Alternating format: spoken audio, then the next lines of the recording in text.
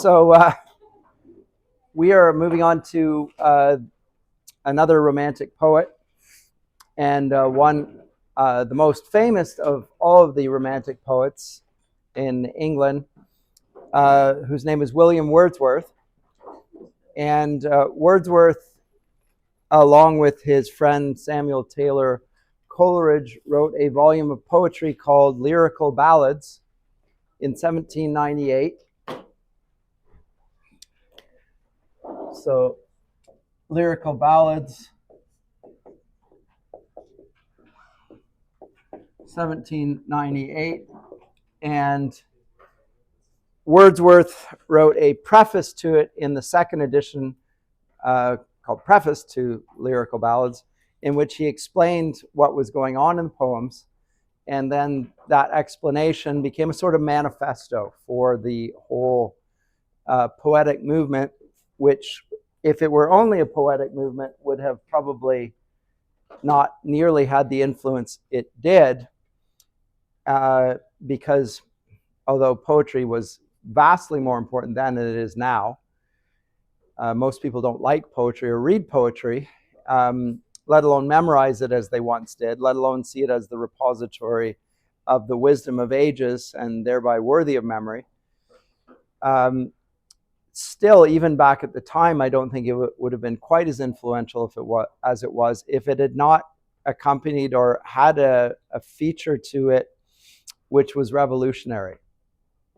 And that is because it really is a response, I think, in many ways to the French Revolution. So the French Revolution in 1789 is...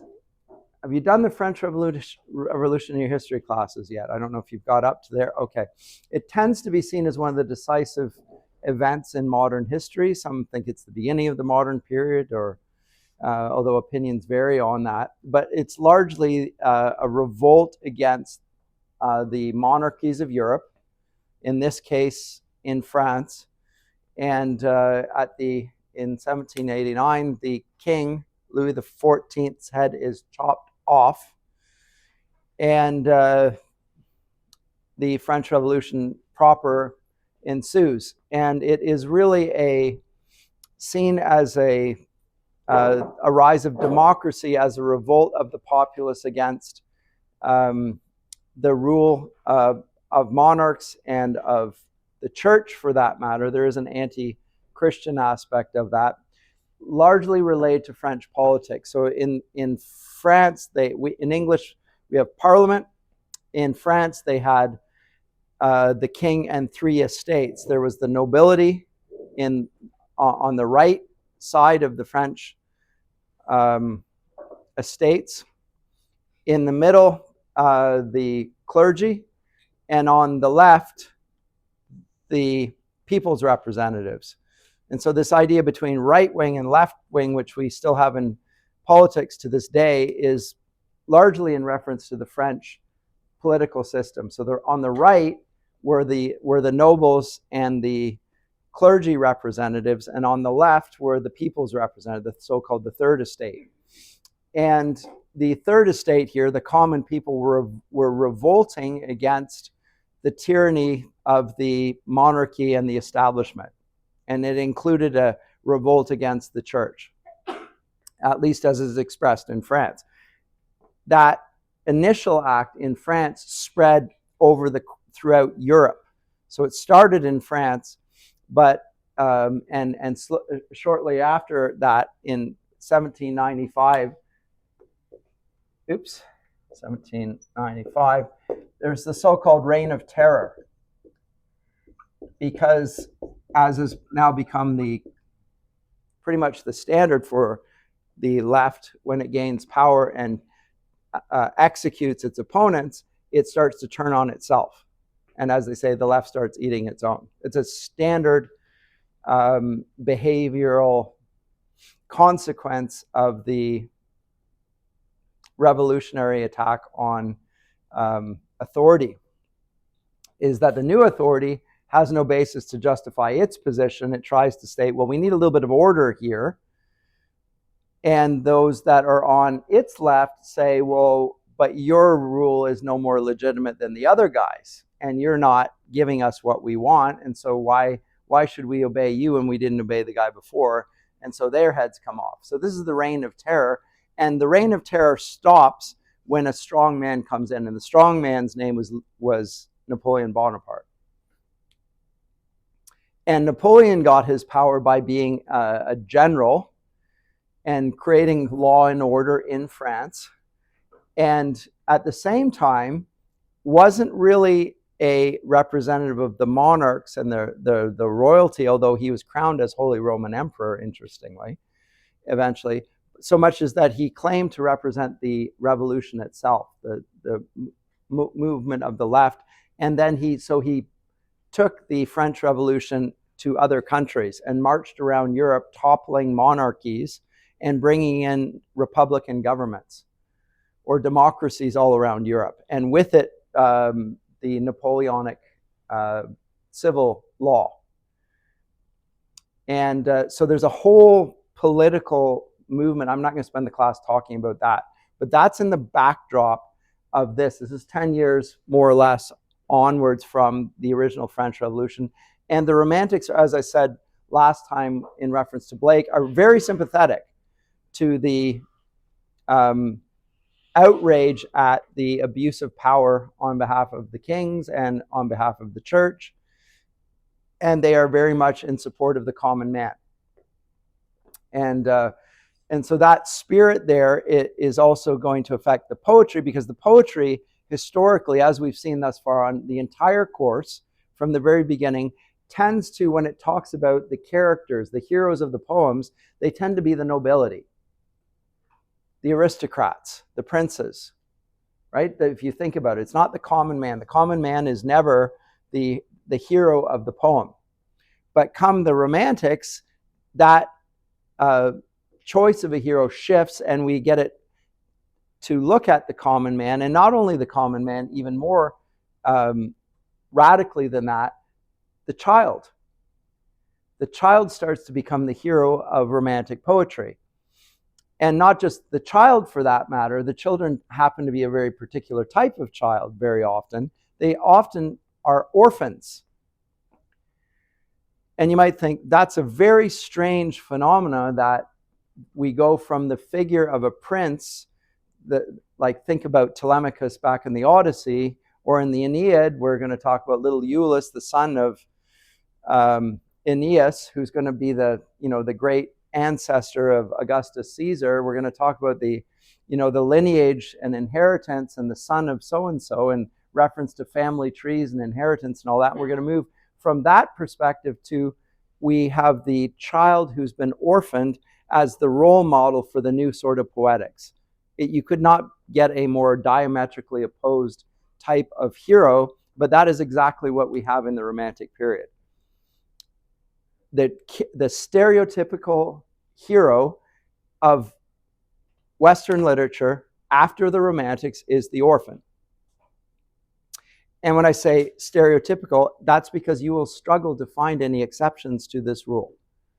Even though I suspect that nobody in the room is an orphan, I could be wrong there. Maybe one of you is, but if it is one, it's probably only one. That experience of having no parents and growing up as an orphan is not the standard human experience, and it's not one to be looked up to. You don't want to be an orphan. And if you look at how orphans are looked at in traditional cultures, in general, if you're orphaned, you're in a very dire position. You have nobody to look after you. You are prey to the forces of the world. And it's not for no reason in Scripture that the church asks its people to look after widows and orphans, because they're in a vulnerable state. But come the Romantics, they are not seen as a figure of vulnerability so much as a figure of vision and a figure of foresight, prophetic foresight to the way that we ought to look at the world from here on in. And the Romantic poetics is very much hinged upon the vantage point of the orphaned child and its wisdom in looking to the future. Now, what is it about an orphan that would recommend it to us, even if we're not orphans? What is an orphan free of? What has it been liberated from? Remember, the motto of the French Revolution is liberty, equality, fraternity. Everyone's equal. We're liberated from the oppression of the monarchy and so forth, and from church doctrine. And we're all brothers. How does the orphan represent that ideal? Who's going to teach the orphan? The answer is no one. The orphan will teach himself. And so if you look at the fiction, and you can look at Charles Dickens, comes right after this early Victorian poet. If you like Dickens' novels, you'll find that almost every child that is in it is an orphan.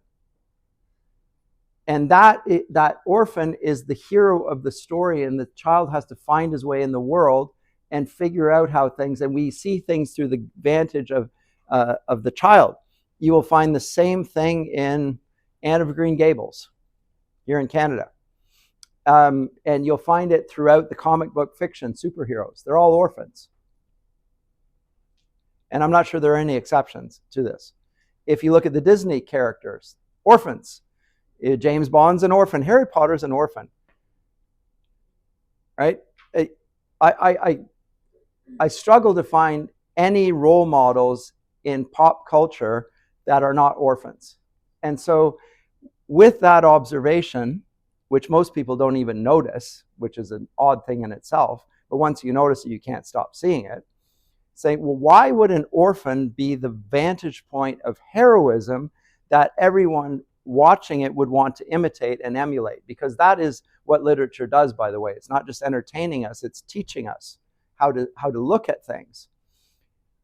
And the answer is that it fulfills a certain way of a certain understanding what freedom is. And what it is it's an emancipation from authority that is above and beyond myself. I become the authority over myself at that point.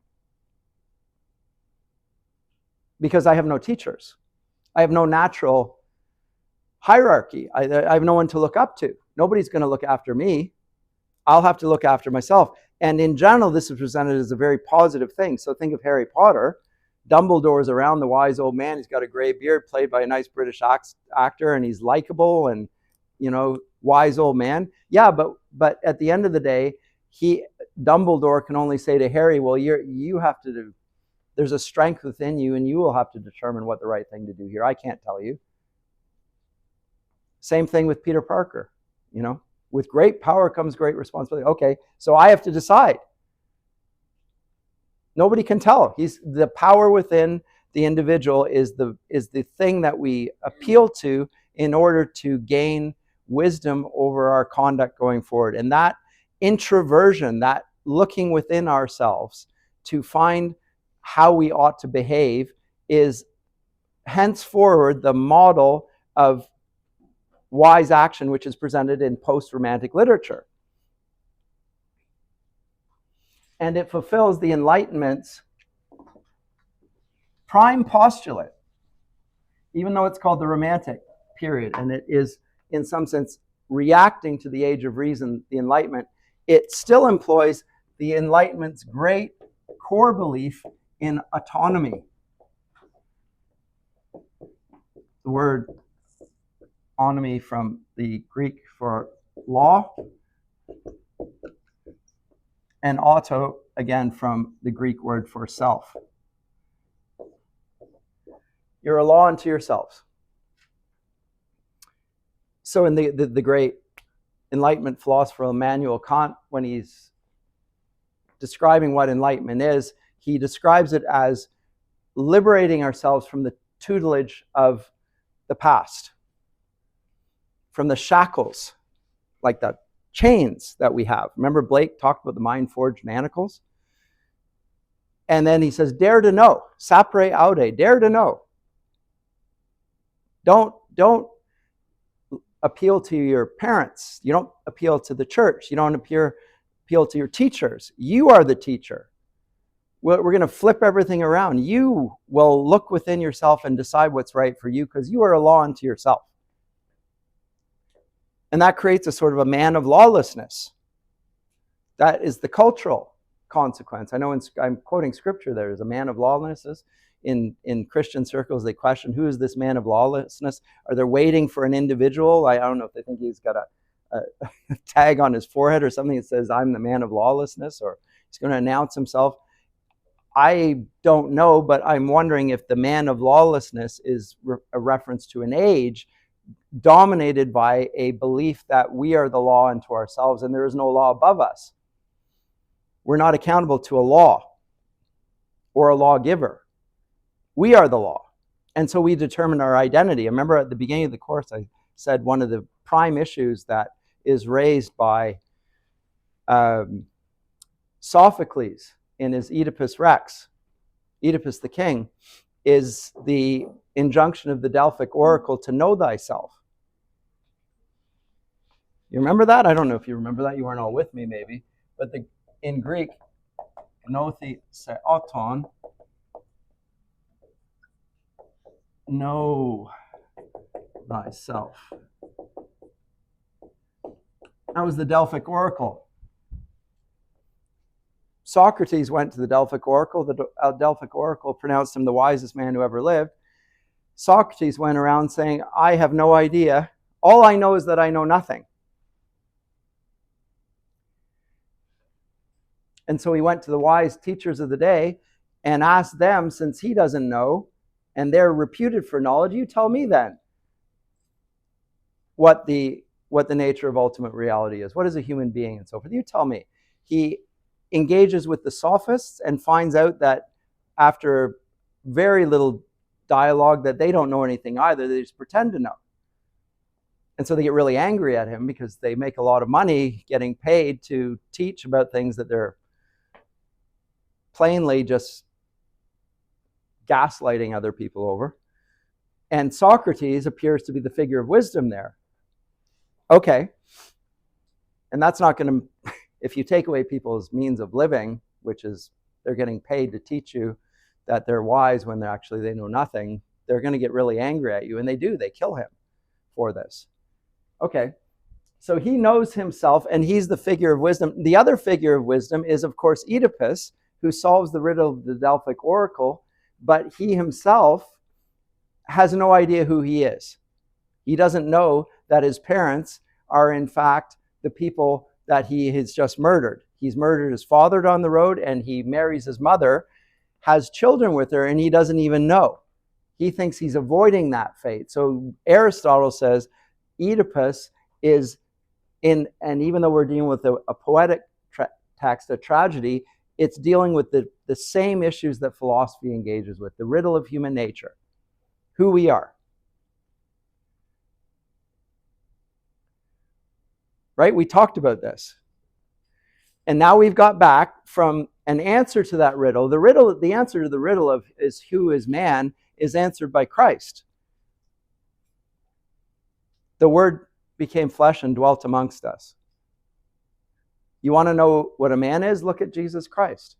He will show you in his teaching and in his character who a man is and what we are to be like as human beings. So that's the answer to the riddle. What is a man? That's the man. Right there. You know, like all of those other men, that's not that they're not human, but they contradict who they're supposed to be. He doesn't. He's exactly what a man looks like. But in a culture that is opposed to pointing to Christ as the normative human being and wants instead you to decide for yourself what a human being is, they're going to direct you to the autonomous self and use the orphan as an illustration of that. Think of yourselves just like orphans. Don't listen to your parents. Don't listen to your teachers. Don't listen to the church. Don't listen to the wisdom of the ages. Decide for yourself. Identify your own nature. So that idea of self-identification, which is so much grown popular in the last 10 years, did not come from nowhere. We've just added the the medical establishment now gets money to be paid to get you to help fulfill your sense of self-identity on this.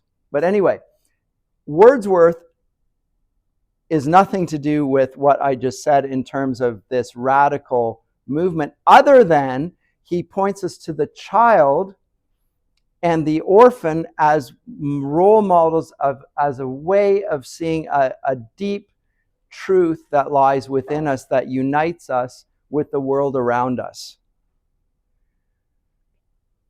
And as I say, he uses children for this. So in the first poem we're going to look at, We Are Seven. One of the lyrical ballads. He will use this poem to illustrate the superiority of the child to the adult in the way the child looks at the world, and in particular handles the problem of death. So it's called We Are Seven. I'll read it, and then I think you'll see my little setup for this played out in the poem. It's wonderfully done. So We Are Seven, 1798. A simple child, dear brother Jim, that lightly draws its breath and feels its life in every limb. What should it know of death? I met a little cottage girl. She was 8 years old, she said. Her hair was thick with many a curl that clustered round her head. She had a rustic woodland air, and she was wildly clad. Her eyes were fair and very fair. Her beauty made me glad. Sisters and brothers, little maid, how many may you be? How many? 7 in all, she said, and wondering, looked at me. And where are they, I pray you tell? She answered, 7 are we. And 2 of us at Conway dwell, and 2 are gone to sea. 2 of us in the churchyard lie, my sister and my brother, and in the churchyard cottage I dwell near them with my mother.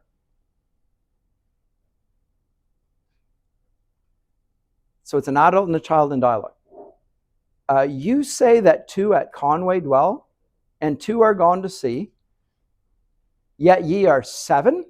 I pray you tell, sweet maid, how this may be. Then did the little maid reply, 7 boys and girls are we. 2 of us in the churchyard lie, beneath the churchyard tree. You run about, my little maid, your limbs they are alive, and if 2 are in the churchyard laid, then ye are only 5. Their graves are green, they may be seen, the little maid replied. 12 steps or more from my mother's door, and they are side by side. My stockings there I often knit, my kerchief there I hem, and there upon the ground I sit and sing to them. And often after sunset, sir, when it is light and fair, I take my little porringer and eat my supper there. The first that died was Sister Jane. In bed she moaning lay, till God released her of her pain, and then she went away. So in the churchyard she was laid, and all the summer dry, together round her grave we played, my brother John and I. And when the ground was white with snow, and I could run and slide, my brother John was forced to go, and he lies by her side. How many are you then, said I, if they too are in heaven? The little maiden did reply, O master, we are 7. But they are dead. Those 2 are dead. Their spirits are in heaven. 'Twas throwing words away, for still the little maid would have her will and say, nay, we are 7. Okay, so very simple poem, very much like Blake's Songs of Innocence and Experience. We have a very young woman, 8 years old, very innocent in the way she looks at things, with a strong sense of identification with her siblings. So strong that the grave's not going to separate her from them. And then we have an adult who is observing the basic fact that everyone can understand from reading the poem, that when people die, they are no longer considered to be your siblings. There's only 5 of you left. not 7. So who's right? Who's right? And the answer is, of course, that they're both right, and it depends on your perspective. But whose perspective do we want to suggest is superior or better? I think the poem pushes us to see the child as the hero in the story, and the adult, to some degree, as pushing the child, and we can see this, trying to push the child to see things the way the adult sees them. And the child stubbornly resisting that. In fact, it said pretty much that. The little maid would have her will. Would the adult not have his will? Yes, but the child resisted that will. And the adult was angry that the child was being so stubborn and wouldn't see the things the way he saw them. But is the way that the things the way that he saw them, is that the better way of seeing it? No answer to that question. And all we see is an adult pushing his will on a child. So then knowledge then becomes a matter of will and of power. Right? At least as it's expressed in the poem. And is that a legitimate exercise of authority? Is just willing and using your position of power in the situation to decide the matter? And of course, for Wordsworth, the obvious answer is no, it's not legitimate. But note that even the way in which the dynamic plays out as an exercise of power is already fitting in with the way the postmodern world regards all claims to knowledge and truth. Namely, it's about a power play, and whoever has the power determines what the answer to the solution is and the punishment for it. If that doesn't sound familiar, then I don't know what or where you've been living, because that's what you're taught in schools, I think. No? And so people in authority, they're older and they happen to have power, but otherwise they're no more correct than you are. It's just a matter of point of view. So in other words, everybody's taught to be a relativist and to think there is no such thing as truth, and that people who have authority have the authority not because they are wiser, better, more knowledgeable, but they simply have institutional power. And they will often find that experience validated in the way they engage with adults. Why do you do it? Because I say so. That's it. Now, for an orphan, and this child is not an orphan, she has a mother, but still she's speaking to an adult, and that relationship there, but I said the orphans are the traditional heroes in post-romantic literature. Adults are different from children only insofar as they have more power. They're bigger and they're stronger. Pretty much it. That view of the natural relation between adults and children gets problematized by the Romantics. And they will say further, going back to what we saw with Blake last time, that the superior in moral terms is the child. And the adult only has authority because of convention. But if it's a matter of right and wrong, the children actually are wiser than the adults. And then education here going forward will often let the children lead the educational process for themselves. It's called child-centered learning. It's the Montessori method, among others. And in general, public education will follow the same commitment to an ideal, and the ideal is the idea that I mentioned last time in relation to Blake, that the reason that there's sin in the world is because we've sinned, but not because we're sinners. So if we look to the child who's not yet sinned as a role model, we might avoid the problem of sin in our culture and in our knowledge, because the child is pure and innocent. So we look to the child as a role model for how we ought to behave going forward. How many films have as their hero a child? To this day. Not adults, certainly not fathers, but children. Almost all of them. Or they have superheroes who are just big children with superpowers. No moral responsibility. They don't have children themselves.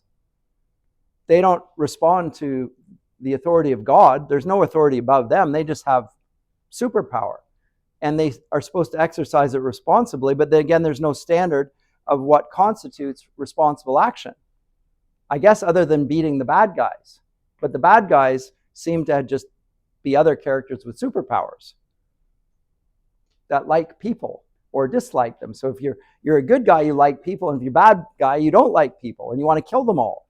If you're a good guy, you want to protect people and you want to protect them all with the same. But it's just, again, about power.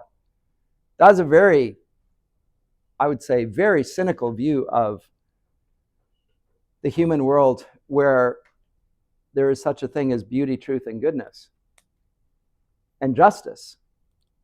In the Justice League, what standard of justice do they uphold? Is it ever defined? No, they're not. I mean, to be fair, it's comic book fiction, so you don't ask any questions of it. You're just. But why are people preoccupied by this? Why is it so appealing that people will watch films? It's not the graphics.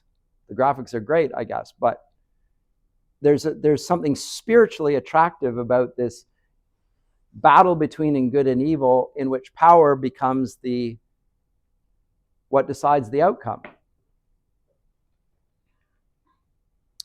Note that in both cases, the assumption of the orphan fiction, the comic book fiction, is that there is no good and evil, and there is no morality. It's just you win or you lose, and you protect life or you destroy all life, like Thanos. That's it. But there are no actual moral boundaries. There's no moral law that stands above Superman and all the other characters, that they have to act in accordance with fundamental justice or they're doing something bad. It's just whatever he thinks right. And he's going to save the whole human race.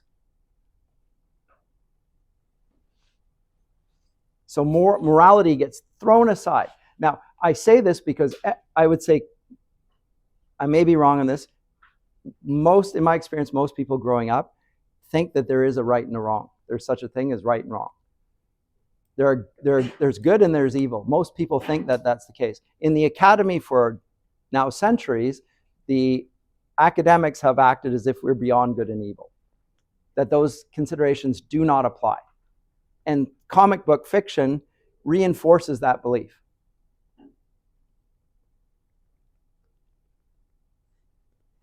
But if you have children, I can guarantee you're going to want to know that the teacher of your children is a good person or a bad person. You don't want to let your child be taught by a bad person.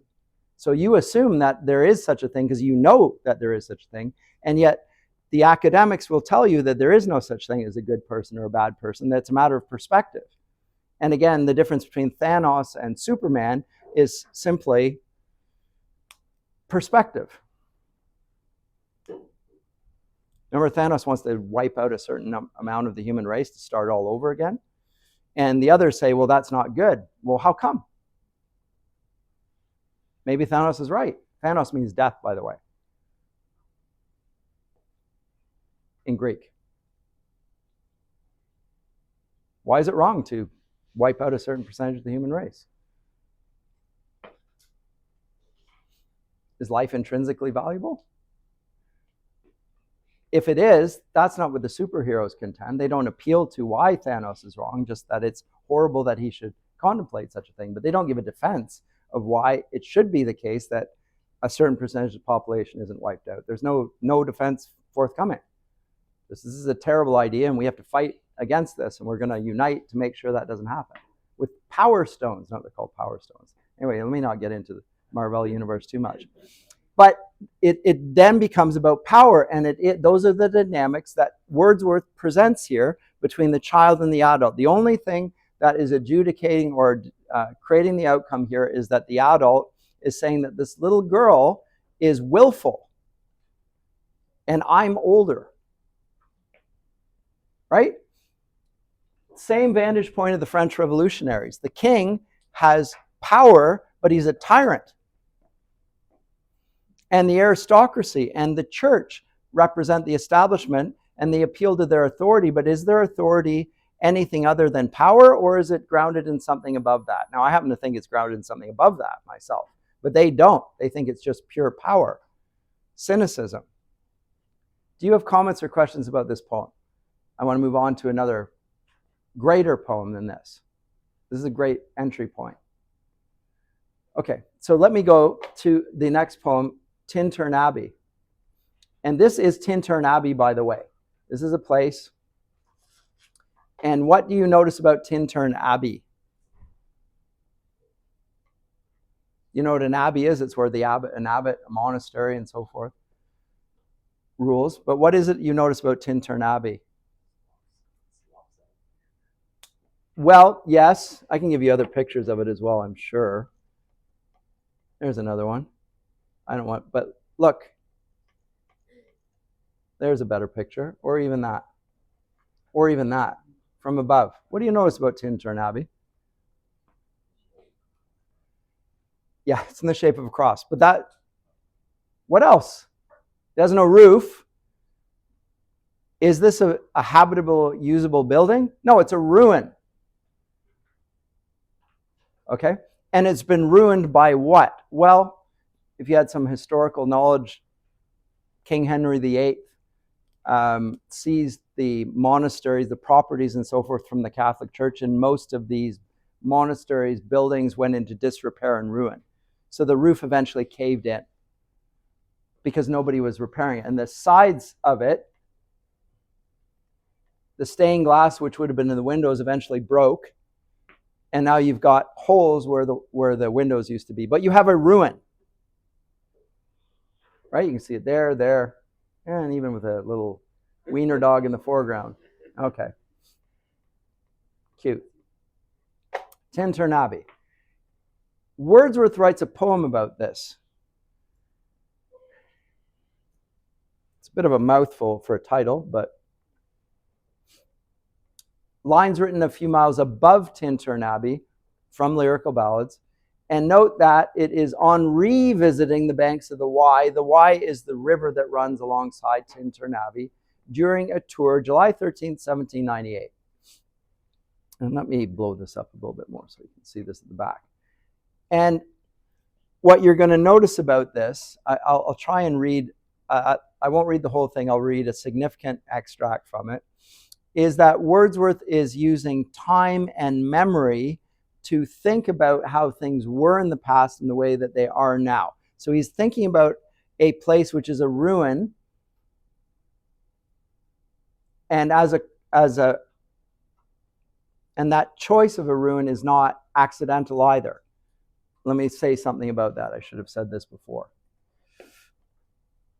What Wordsworth and his contemporaries, because you will notice that in the poetry of this period and in horror fiction as well, they're often set in medieval settings.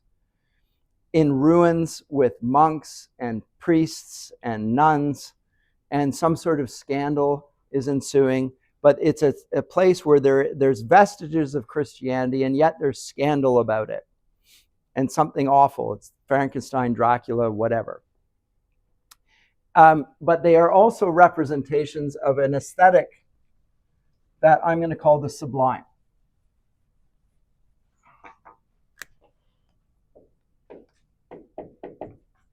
And the sublime is a place where we sense a power. You're going to note the power theme here. A power in the scene of this to which we are inconsequential in comparison. Power in the face of which we feel small, weak,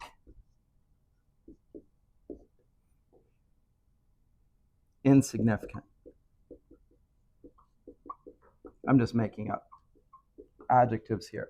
But it's a sense of power greater than us. That's the sublime experience. And Tintern Abbey is a representation of the sublime experience. Why? Because there's a power that has destroyed this abbey, which you can't even see, because it took place over the course of centuries. It took a century to build that abbey.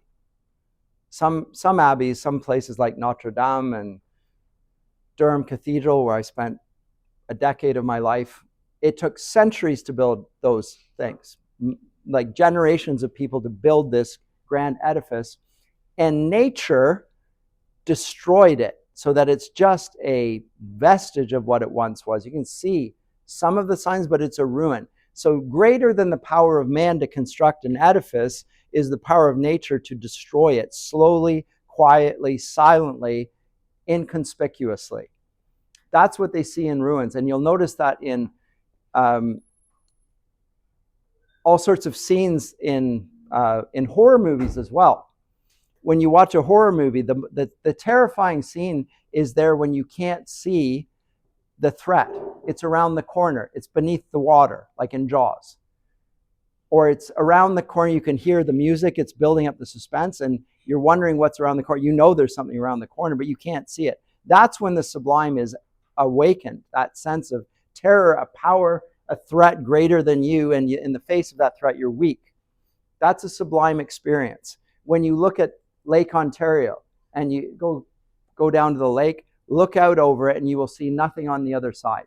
It just goes out. It's so immensity, and you get the sense that there's a power in the water that would drown you if you walked out in it, which of course it would. But that sense of power in the face of infinity, you feel your finitude, that's infinite. Or if you're in the prairies and you look out on the horizon and you see nothing, that's a sublime experience. Or if you look into space and you feel that there's absence there, that's a sublime experience. It's an experience of terror, of limitlessness, power, just like nature. That's what Wordsworth's writing about in Tintern Abbey. And so the power of nature, which is destructive, he's also going to see as the source of possible renovation. And here's where the Romantics make their connection with the weakness of the child is nonetheless the source of a strength within them. But I'll take a question or a comment before I do that. So just a description of what we experience in sublime experiences as error. Do you think that is the case without the context of God or Christ, but whereas we may experience the beauty of a sublime experience in context of the gospel? Okay, it's a good question in some ways, and it leads me to more complicated answer, unfortunately. In historically, so let me just.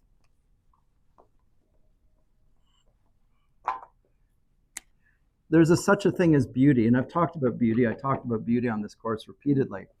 There's a sense of beauty in its superlative as the sublime. So the most beautiful thing is the sublime. So that's beautiful. That is more beautiful. And the most beautiful thing, God, is sublime. So the superlative beauty. So Jesus is the most beautiful. How beautiful on the mountains are the feet of him who brings the gospel of peace. That sense of superlative beauty is, historically speaking, the sublime.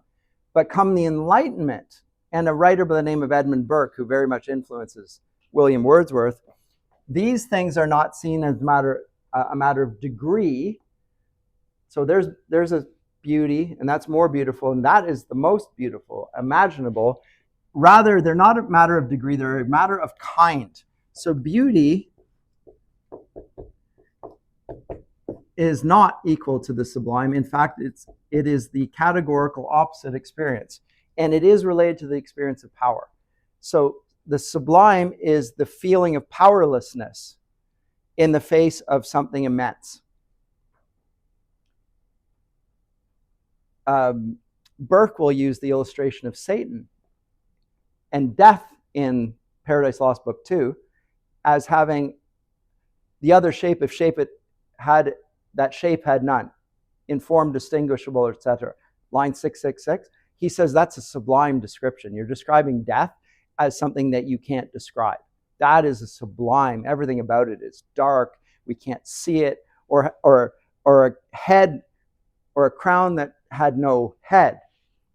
That's a sublime description, says Burke. But it's the sense of power where he says he sense the beautiful is something that we feel powerful over. It's power that distinguishes the beautiful from the sublime. So we think that babies are beautiful because we sense the power we have in relation to the child. This child, and I know what they're talking about. The first time I picked up my daughter, I thought, I'm terrified that she's going to fall. It's an irrational fear, like what if she's, and you're just, the delicate, the vulnerability. There's just this. So you're actually terrified of the weakness of the child in that sense. But for Burke, he says that's how we determine beauty. So we think that little baby animals are beautiful because we sense our power. That's what beautiful is. And men think women are beautiful because they recognize they're stronger than they are, which is a sort of a weird, perverted way of looking at it, I think. But he says that's why we do it. He's trying to distinguish between these two experiences. And note, again, it's not a matter of degree. It's a different category even. And it's all the power dynamic then.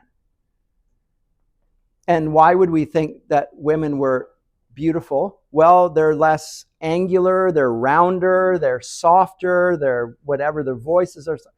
So it gets into all this discussion of how men find women beautiful because of the power dynamic. And whereas women will find men the opposite, it's not beautiful, there's a strength that they observe in that. So there's an interesting dynamic there, but note in both cases, it's all about power. But note that power is a very odd determination for beauty. What does it have to do with goodness? What does it have to do with truth? Nothing is the answer. Whereas historically, beauty, goodness, and truth are united in the triune God and are the subject of study in every university. But now they break, and beauty is divorced from the sublime, and everything is said to revolve around the issue of power. And that poem we just read had to do with power. And I happen to think that this is a faulty theory of beauty in the sublime. But I have yet to prevail in this in academia, although I am right. But academia still thinks it's about power, and it's not. Sublimity is not a degree of beauty, or rather, beauty is not powerlessness. Yes? So kind of like building off of that, if you were to experience the emotion of sublime, but it was a positive experience, would you not use the word sublime to describe it? You would. I think you would. So it just depends on the definition. It does, but the operative definition that is in the academy from the 18th century onwards is the one that says that beauty is this and the sublime is its opposite, and they have nothing to do with each other than that they're opposite sides of the coin. One is feeling powerful, the other is feeling powerless. I think there's something twisted and sick about it myself. But I'm not endorsing the view. I'm saying that this is the dynamic. And then the weak, the orphan, has to find the power within them to direct themselves going forward. Because the powers and the authorities are going to crush and oppress them, but they find within their weakness a strength to direct them going forward. Nobody's going to look out for the orphan and the widow, except the orphan. And a few friends and allies along the way, maybe. Tintern Abbey.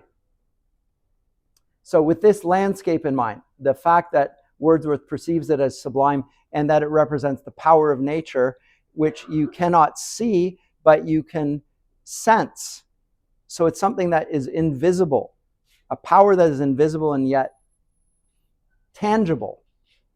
There's a sense of awe in the presence of it. Lines written above Tintern Abbey. 5 years have passed. 5 summers with the length of 5 long winters.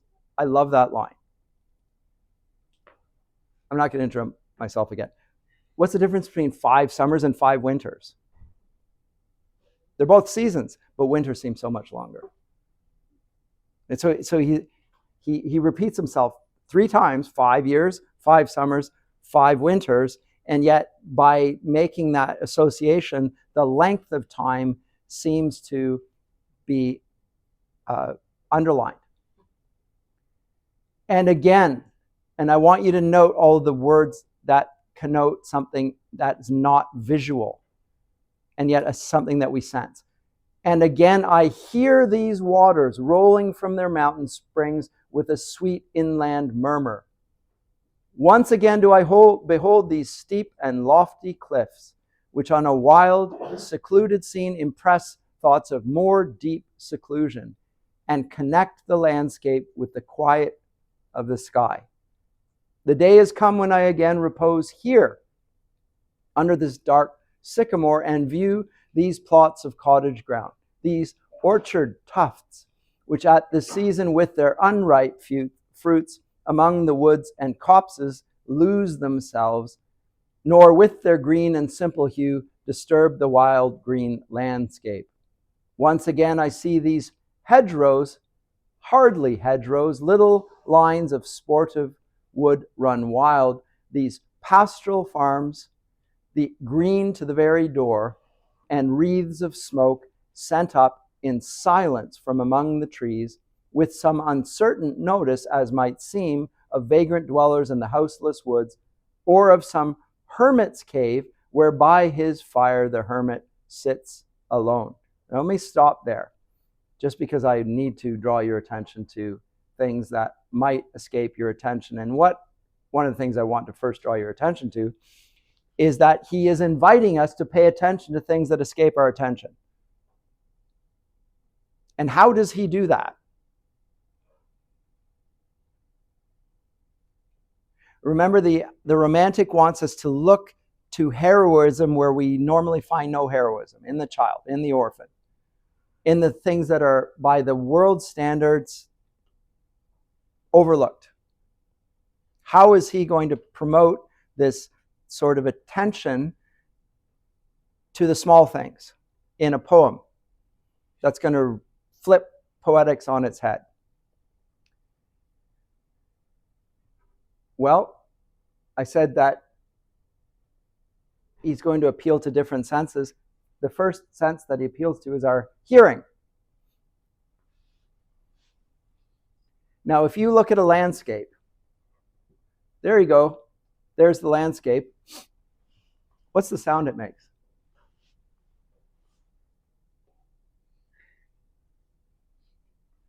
Okay, so if I pointed to the sky and the clouds in the sky, what sound do they make?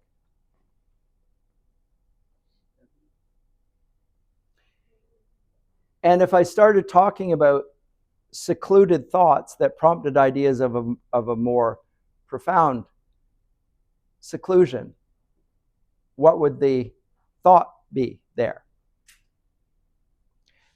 You'd be thinking about something that's nonsensical.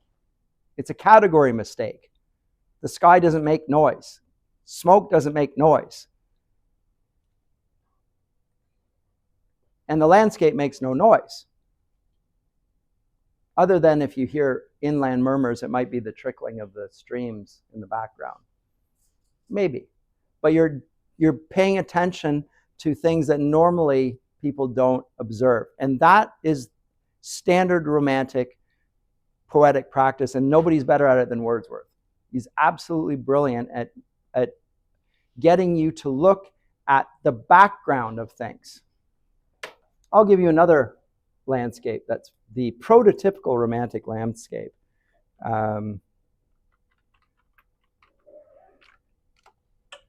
This one.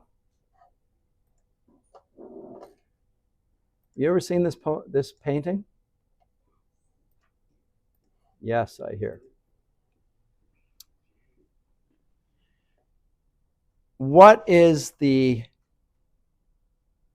main object that you're looking at in this painting? Is it in the foreground or the background? Background. Is the man who is looking at it, what do we know about him? What is the point of view? What is the perspective in the poem? Whose perspective is it? The man in the foreground. Does the man in the foreground matter? Yeah, he's on top of the mountain. He's at the summit of, it's a sublime landscape, by the way, of course. And he's looking into a hazy background, but the attention is in the background. He's looking to the background. He's not looking to the foreground. The foreground, if we wanted to put a Renaissance painting in the middle, same triangle, we would have the Virgin Mother with the Bambino in the middle, right? We'd have the baby, the Mother Mary, and the Christ child front and center. We would be looking in the foreground. Here we're looking in the background. This is a romantic painting, same era. Looking into the mist, and we're on top of the mountain. We're progressive. We've got to the height, the pinnacle of human experience. We don't need to look to the past because the past is literally behind him. He's looking to the future. And his point of view is our point of view. It's the orphan's point of view. We're on the summit of humanity. But we're looking into the hazy background. And the poem here, Tintern Abbey, is also prompting us to look into the background.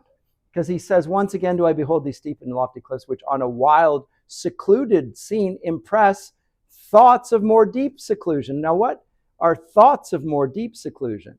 So the scene is secluded, just like here.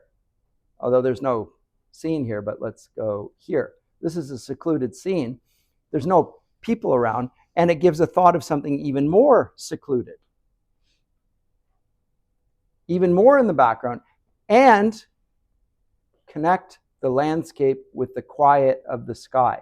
So the visual with the auditory. You're being asked to consider those two things. Now, in a painting or a landscape, we never consider the sound of the landscape. Ever. We consider what we see, not what we hear. But Wordsworth wants us to hear the landscape. And so he invites an experience that we're going to call synesthesia, where all your senses, your whole being is brought into the consideration here. But you're going to notice that the reference here to seclusion and silence and the inaudible is repeated in this first passage. Connect the landscape with the quiet of the sky. We're not going to deny that the landscape or the sky is quiet. It's just, what an odd thing to mention.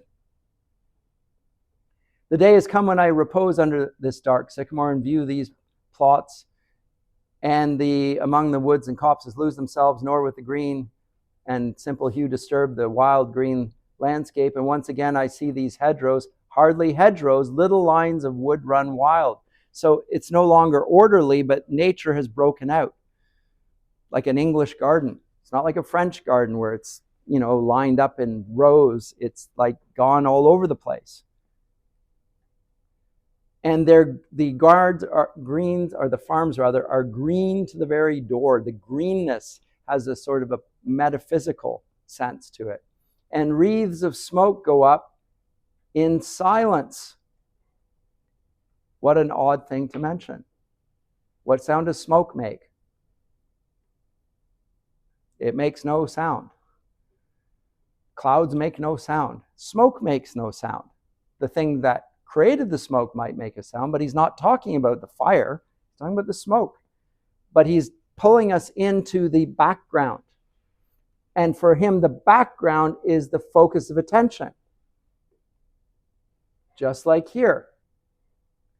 Does this person's character, nationality, background, ethnicity, religion matter in this experience? No, it does not. He has no face. You could even say he has no gender. This might be a woman. I mean, I don't think it is, but it could be. That sort of longish hair. He's wearing whatever. The point is that his face doesn't matter. His perspective matters. Just like the orphan's perspective matters. It's the way of looking at the world that matters. So worldview is the big shift come the 19th century. We're going to look at things through worldview, not through theology, not through the eyes of the wise through all generations, but now through worldview. And this is the worldview that we're going to take. We're going to look into the myths of the future and see ourselves as at the summit of the mountain, and we don't need to look downwards or backwards, but we're only going to look forwards from now on. And we're going to call that liberation. Sent up in silence from among the trees with some uncertain noise, as might seem, of vagrant dwellers in the houseless woods. Now, vagrants are like criminals who are dwelling in the forest like Robin Hood and his mighty men. Or some hermit's caves. Hermits live on their own. So the fact that he is said to be sitting alone is a redundant phrasing. Like a hermit is somebody who's on his own. So to mention that he sits alone is to say, well, he's a hermit. Of course he's sitting alone. So there's a lot of redundancy here and a lot of reference to things that don't need him to illustrate, except by illustrating it, it gives us a feeling about this landscape. And the feeling that is created for Wordsworth is more important than the actual description. He's creating a feeling in his readers. Now, that's how he began this. But then he goes on. Though absent long, these forms of beauty have not been to me as is a landscape to a blind man's eye. But oft in lonely rooms and mid the din of towns and cities, I have so note that the towns and the cities are noisy. In the midst of the noise of the city, I've heard the silence of this landscape. Like that. In the midst of the noise, I heard the silence, and the silence is of sublime power. I have owed to them in hours of weariness sensation sweet, felt in the blood and felt along the heart, and passing even into my purer mind with tranquil restorations. And then note that he does this here, which he does. I don't like this presentation here, but note that they use the long dash here at various points. There's better renderings of this than the one I have here. He regularly appeals the long dash. The long dash is the pause where the poet stops and reflects, and so does the reader. And what the reader reflects on is his or her own feelings. We become the object of study here. Just like the background of the landscape is now the foreground, so our feelings are in the foreground of the experience. We're more attuned to our feelings than we are to what we're describing. Because we are the subject of art. Our feelings. Feelings too of unremembered pleasure, such perhaps as may have no trivial influence on that best portion of a good man's life, his little nameless unremembered acts of kindness and of love. Nor lest I trust to them I may have owed another gift of aspect more sublime. That blessed mood in which the burden of the mystery, in which the heavy and the weary weight of all this unintelligible world is lightened. That is, a light is cast on the world that we can't understand. That serene and blessed mood in which the affections gently lead us on until the breath of this corporeal frame and even the motion of our human blood, almost suspended, we are laid asleep in body and become a living soul. While with an eye made quiet by the power of harmony and the deep power of joy, we see into the life of things. Now, I highlighted this phrase here. Why did I highlight the phrase? What does it remind you of? You've read your Bibles. What is the passage that this would evoke? Genesis, what and where and why? You're correct. God created. Who's put asleep? Yes, Adam's put asleep, and Eve's taken from his side and given creation, right? But here the description is not the creation of Eve. By the way, Abraham is also put into a deep sleep. Same phrase. Same with Daniel. He falls into a deep sleep, at which point various things happening. But here is about the creation of a new form of life. But what form of life gives, like in the case of the Bible, Eve is birthed from Adam's side. Who is the creation here? It's not Eve. Who is it? Who's being given a new birth? And how does it happen? Yes. Yes, he, Wordsworth, the poet. Or us in general, because he says we.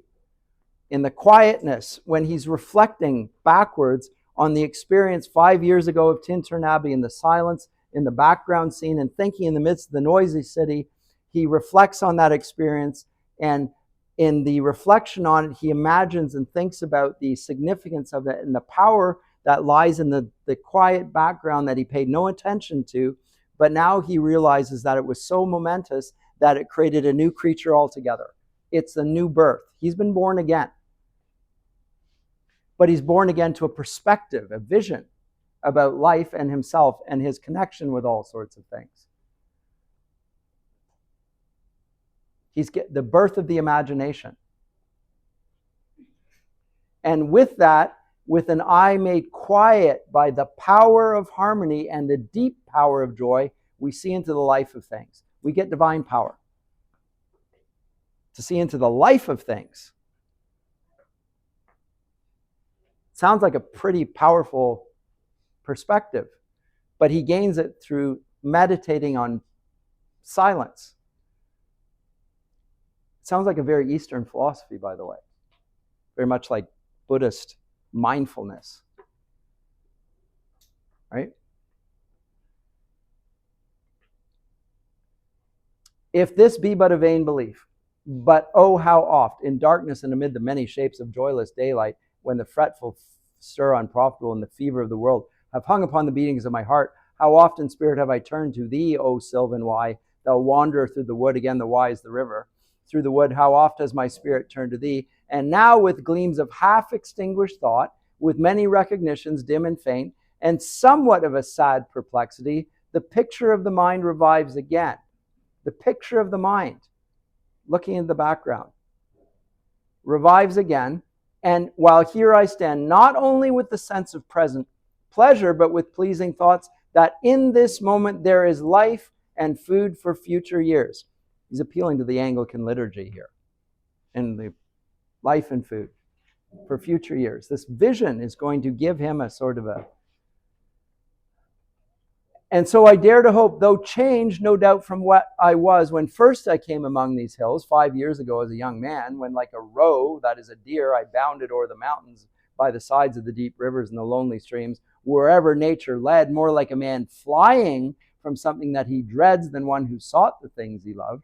For nature then, the coarser pleasures of my boyish days and their glad animal movements all gone by, to me was all in all. So what was I like when I was a young man 5 years old, 5 years previous? I cannot paint what then I was. And I don't know if you've had this experience. You probably have. You've been in the midst of great natural landscapes in Canada. You stand looking out on the lake and you sense there's an immensity there that you're somehow connected to. There's just this, I don't know how to describe it. It's the immensity of the created order, that feeling. But it's just, how do I connect to it? Now, if you think that it's God that you're experiencing, then you're a pantheist, and that's a problem. But there is a power in the created order that we can sense. Wordsworth is a pantheist, by the way, so he thinks that it is in the created order, but never mind.